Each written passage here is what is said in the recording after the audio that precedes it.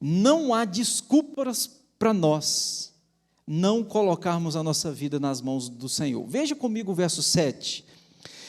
Disse ainda o Senhor: certamente vi a aflição do meu povo, que está no Egito, e ouvi o seu clamor por causa dos seus exatores. Conheço-lhe o sofrimento. Por isso, desci a fim de livrá-lo da mão dos egípcios e para fazê-lo subir daquela terra para uma boa terra ampla, terra que emana leite e mel, o lugar do cananeu, do eteu, do amorreu, do ferezeu, do eveu e jebuseu. Pois o clamor dos filhos de Israel chegou até mim, e também vejo a opressão com que os egípcios os estão oprimindo. Vem agora, e eu te enviarei a Faraó, para que tires o meu povo, os filhos de Israel, do Egito. Então disse Moisés a Deus: quem sou eu? Quem sou eu? Presta atenção nisso aqui. Quem sou eu para ir a Faraó e tirar do Egito os filhos de Israel? Deus lhe respondeu: eu serei contigo, e este será o sinal de que eu te enviei.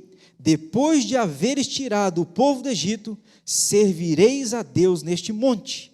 Disse Moisés a Deus: eis que quando vieram os filhos de Israel e lhes disser: o Deus de vossos pais me enviou a vós outros, e eles me perguntarem: qual é o seu nome? O que eu direi? Disse Deus a Moisés: diga lá, eu sou o que sou. Disse mais: assim dirás aos filhos de Israel: eu sou, me enviou a vós outros. Até aqui, amados. A história é interessante, eu penso que vocês já devem ter tido um conhecimento dessa história, desse chamado de Moisés, porque é extraordinário. Deus prepara Moisés, e mesmo Moisés tendo uma experiência na cultura dos egípcios, quando Deus o chama e dá a ele um propósito, dá a ele uma missão, o Moisés vai dar desculpas a Deus.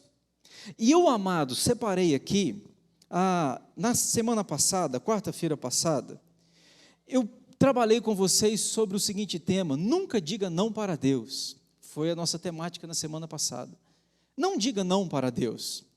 Hoje eu quero trabalhar o lado contrário daquela temática. Deus sempre deve ter o meu e o seu sim. Se eu não posso dizer não, eu tenho que dizer algo, eu tenho que dizer sim. Deus sempre deve ter o meu sim. Coloca para mim, Renato, está aí na tela? Beleza. Eu separei, amados, 3 tópicos aqui para a gente pensar naquilo que pode às vezes impedir a gente de dizer sim para Deus. Primeiro, sempre haverá motivos para a gente dizer não. Isso aqui é para mim e é para você. Sempre há motivos para a gente dizer não ao Senhor, em qualquer pedido de Deus. Ô meu filho, faça tal coisa, mas Senhor, lembra do mais, né? Porém, mas, contudo, entretanto, são razões que eu quero apresentar para Deus. Moisés fez isso. Quando Deus chamou Moisés, diz a Bíblia que Moisés olha para Deus e diz: Senhor, eu não sei falar. Vocês sabem disso? Deixa eu contar isso a vocês, talvez não é todos que sabem.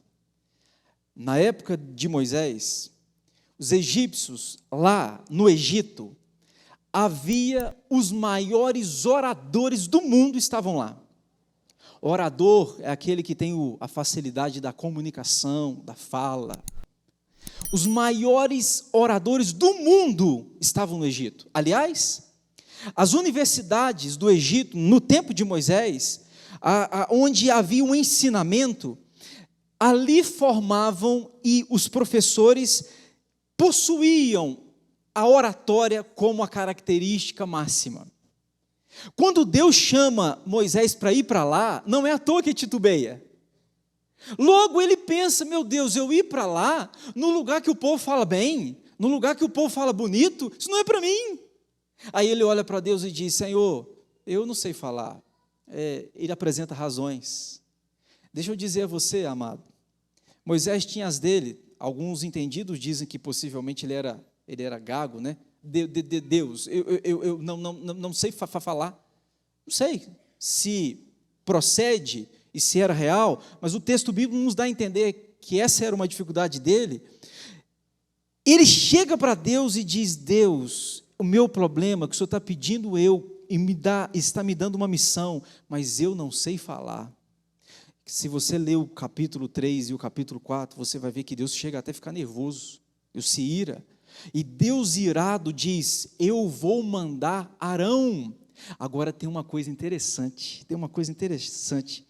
vejam vocês, joga para mim, Renata, se você conseguir, Êxodo 7:1, aqui tem uma coisa interessante, Êxodo 7:1, olha lá na tela. Então disse o Senhor a Moisés: vê que te constituí como Deus sobre Faraó, e Arão, veja aí, teu irmão será teu profeta. Arão não é meu profeta, não é o que Deus disse. Deus está dizendo para Moisés: Arão é o teu profeta. Bom, vamos entender uma coisa aqui? O que é profeta? Profeta é aquele que é o porta-voz. Ele fala, não o que ele pensa, ele fala aquilo que o seu comandante o mandou falar. Por exemplo, tem aquele presidente, não é do meu tempo não, um presidente do Brasil há muitos anos, foi fazer uma viagem nos Estados Unidos, isso é histórico, está nos registros da nossa nação. Ele foi para uma viagem nos Estados Unidos e todo presidente tem um porta-voz. O presidente lá, o porta-voz ficou cá. O porta-voz falou alguma coisa que não era a vontade do presidente. Contaram ao presidente que estava nos Estados Unidos o que o porta-voz havia dito. De lá, dos Estados Unidos, o presidente demitiu o porta-voz. Porque o porta-voz fala aquilo e a quem ele está representando. Ele não pode opinar a respeito dele. Esse é o profeta. Agora, olha que interessante. Deus está olhando para Moisés e falando assim: Moisés, o que eu tenho, o chamado é contigo. Agora, Arão vai ser o teu porta-voz, não meu. Arão vai ser o teu profeta, não é o meu profeta. Ele vai falar em seu nome, mas Moisés, o acordo aqui, o chamado é meu e seu. Amado, deixa eu te dar uma palavra aqui. Sempre haverá motivos para a gente dizer não para Deus, sempre haverá. Você poderia dizer: eu tenho números, eu já disse tanto para Deus isso, Senhor, todo respeito, o Senhor tem tanta gente melhor para chamar do que eu. O Senhor tem tanta gente melhor, gente com mais capacidade, gente que sabe falar melhor, gente que tem uma mente melhor, e talvez isso sejam argumentos seus. Ah, Senhor, já tenho um pouquinho mais de idade, ou eu sou novo demais, ou eu sou velho demais. São empecilhos que a gente põe para Deus. Ah, Senhor, não tenho grana, como que se Deus precisava de grana para usar a gente, né? Quem disse que Deus precisa de dinheiro? Ele é dono do ouro e da prata. Se Ele te deu uma missão, pode ficar tranquilo que Ele vai providenciar provedores para essa missão acontecer. Mas deixa eu pensar com vocês em segundo lugar. Dizer sim, amados, provavelmente exigirá sacrifícios.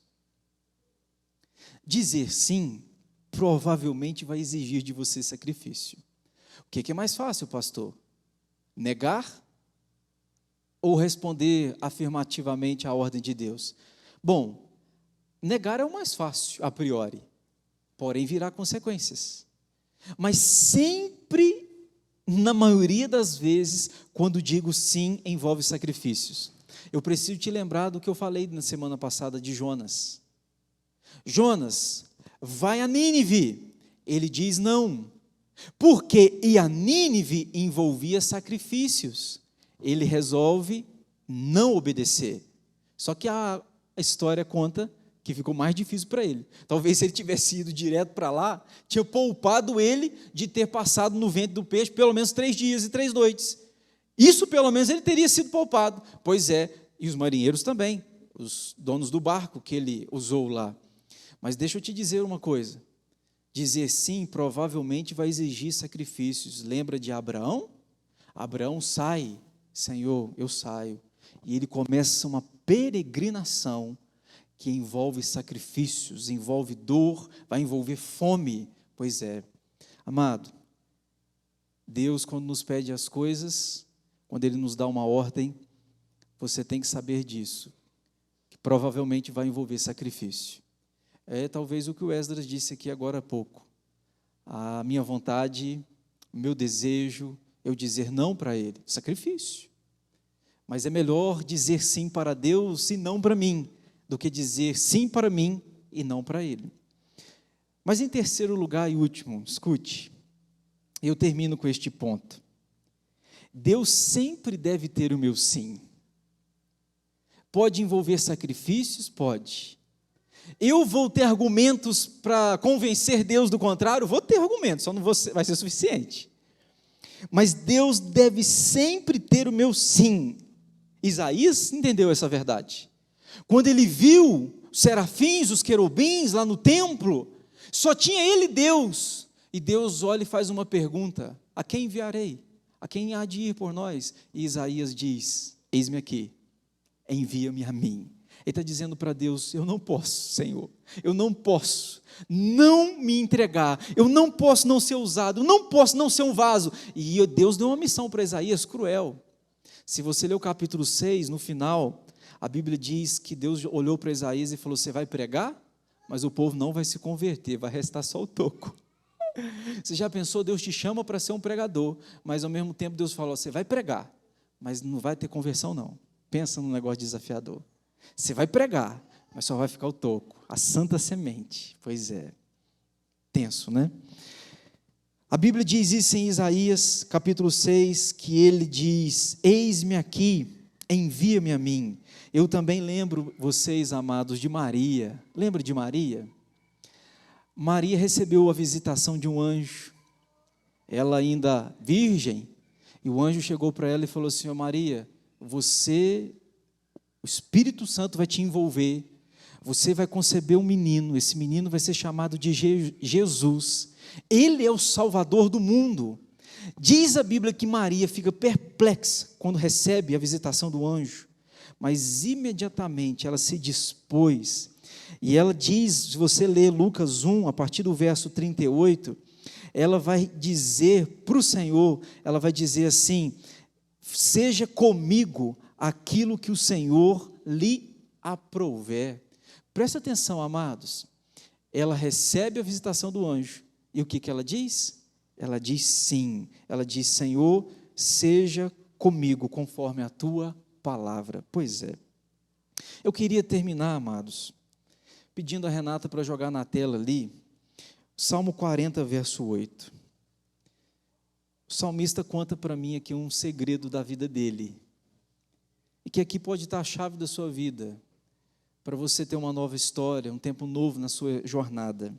Salmo 40, verso 8 diz assim: agrada-me fazer a tua vontade, ó Deus meu, dentro do meu coração está a tua lei. Uma outra versão diz assim: eu tenho prazer em fazer a tua vontade. Eu peço tanto isso a Deus, irmãos, porque às vezes eu faço, mas sem ter prazer. Está entendendo? Eu lembro da dona Eni aqui, quando ela podia vir aos nossos cultos. Um dia a gente falando sobre dízimo, e eu falei com a dona, falei no culto, né? Falei: dona Eni, dízimo é o seguinte, você tem que entregar, chorando, mas você tem que entregar. Melhor se você fizer com prazer. Mas se não é com prazer, mesmo com choro, você tem que ser obediente. Aí a dona Eni saiu daqui falando: pastor, eu pensei nisso, é verdade. A gente tem que obedecer mesmo com choro. A gente tem que obedecer. Mas melhor é quando a gente obedece com prazer. E o salmista diz: Senhor, o meu prazer é fazer a tua vontade. Isso não é um peso para mim, não é um fardo. Dizer sim para o Senhor não é para mim um desafio, é um deleite. E eu queria terminar a minha palavra aqui, amados, dizendo isso para vocês. Primeiro, confie em Deus de todo o seu coração.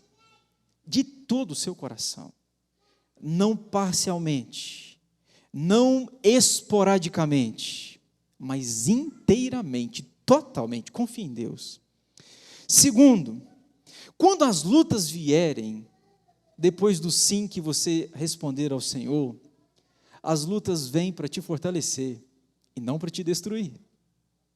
As lutas vêm para te fortalecer e não para te destruir. E eu queria terminar com esta palavra aqui, escute. Deus nunca te pedirá algo que Ele não esteja disposto a te capacitar para realizar aquilo que Ele te pediu. Deus nunca vai te pedir algo que Ele não esteja disposto a te capacitar para você realizar aquilo que Ele te pediu. Deus te pede e Ele te capacita. Deus te pede e Ele providencia. Deus te pede e Ele te dá o recurso para que o projeto dEle se cumpra na minha e na sua vida. Deus deve ter o meu sim, o seu, o nosso, para a glória dEle. Vamos ficar em pé?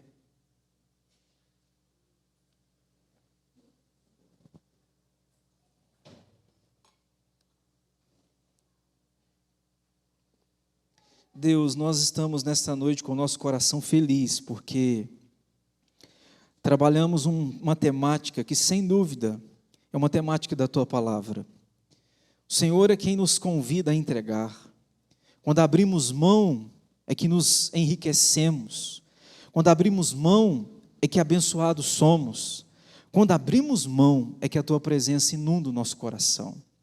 Senhor, cada um de nós temos áreas difíceis que lutamos em querer para nós, insistimos em dominar, em reter, mas nessa noite nós te pedimos que Tu possas operar no nosso coração, para que a nossa mão se torne aberta, o nosso coração se abra, a nossa mente se abra, e que a gente desapegue daquilo que o Senhor está pedindo de nós. Cada um de nós temos áreas, e queremos que o Senhor trabalhe no nosso coração, porque quando o Senhor trabalha, o objetivo do Senhor é tirar do nosso coração aquilo que impede de vivermos o melhor do Senhor. Queremos sim, Pai, vivermos o melhor do Senhor para nós aqui na terra, porque sem dúvida viveremos este melhor na eternidade. E agora, irmãos, vão em paz. Que a graça de Jesus, o amor de Deus, a comunhão do Espírito seja com você, meu irmão e minha irmã, até a volta de Jesus, hoje e para todo sempre. Amém e amém. Deus te abençoe, amado. Vá em paz. Não esqueça que sábado nós temos o nosso culto, tá? SM+. Perde não.